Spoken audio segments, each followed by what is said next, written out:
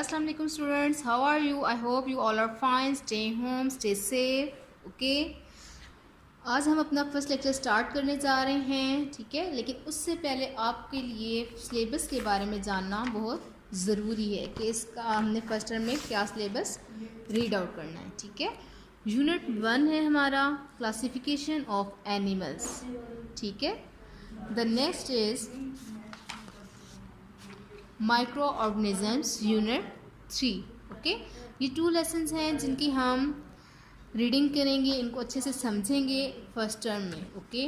Now we go through with our first unit और first lesson, classification of animals, ठीक है।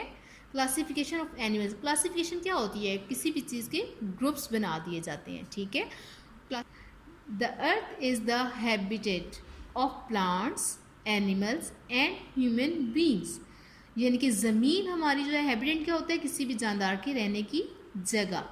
हमारी ज़मीन एक हैबिटेट है किस जानवरों के और पौधों के और इंसानों के रहने की एक जगह है। We find a variety of plants and animals around us, हमें पौधों की, जानवरों की बहुत सारी वैरायटी आगे पीछे मिलती है, यानी कि अपने इर्द गिर्द मौजूद नज़र आती है, ठीक है। जैसे कि अब जानवर हैं तो जानवरों में वो जानवर भी आ जाते हैं जो 4 टांगों वाले होते हैं, अब वो जानवर भी आ जाते हैं जो 2 टांगों वाले होते हैं, ठीक है। जैसे कि परिंदे हैं, वो भी जानवरों में शुमार होते हैं, परिंदे उसी कैटेगरी में आते हैं, लेकिन उनके हमने ग्रुपिंग की होती है कि वो परिंदे हैं।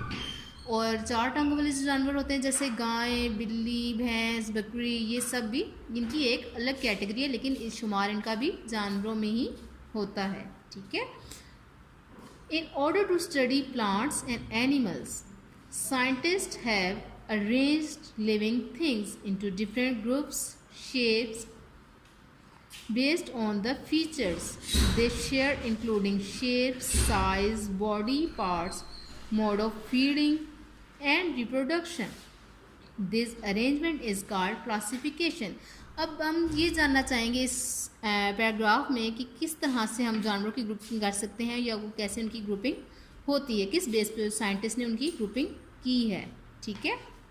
उनके फीचर्स पे, यानी कि उनकी क्या आदात हैं, इस बारे में उनको क्लासिफिकेशन की गई है, उनके ग्रुप्स बनाए गए हैं। दे शेयर इंक्लूडिंग शेप, यानी कि उनकी जो जिसामत है, साइज़ है, बॉडी पार्ट्स हैं, मोड ऑफ फीलिंग, यानी कि किस तरह से वो किसी भी चीज़ को महसूस करते हैं, एंड रिप्रोडक्शन, और किस तरह से वो जानवरों की नई पैदाइश करते हैं। ये सब चीज़ें मिलाकर, यानी कि इन सब चीज़ों को मद्देनज़र रखकर साइंटिस्ट ने उनकी क्लासिफिकेशन की है, उनको ग्रुप्स में तकसीम किया गया है, ठीक है। Classification is very important and useful in our life in order to understand things. किसी भी चीज़ को या बहुत सारी चीज़ों को समझने के लिए उनकी ग्रुपिंग करके समझना बहुत ज़्यादा आसान होता है, ठीक है।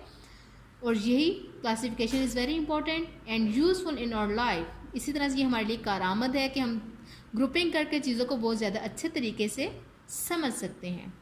For example, in a shop of clothes, जैसे कि एग्जाम्पल दी जा रही है कि जैसे कपड़े की दुकान है, आइटम्स आर क्लासिफाइड, उसमें वो सारी आइटम्स रखी जाती हैं according to their use, colour, size, brand और सम अदर फीचर्स।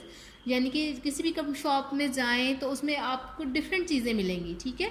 जैसे कोई मोतियों वाले कपड़े अलग से रखे जाएंगे, गर्मियों वाले अलग से, सर्दियों वाले अलग से, इस तरह उनके कलर्स और उनकी साइज़, यानी कि उनकी कितनी लंबाई चौड़ाई, उस हिसाब से उनकी साइज़ के हिसाब से रखे जाते हैं। उनका ब्रांड कौन सा है, वो कौन सी कंपनी उन्हें बना रही है, और अदर फीचर्स, यानी कि और जो मुख्तलिफ खसूसियात होती हैं उसके बिना पर उनकी क्लासिफिकेशन की जाती है, यानी कि उनकी ग्रुपिंग की जाती है, ठीक है।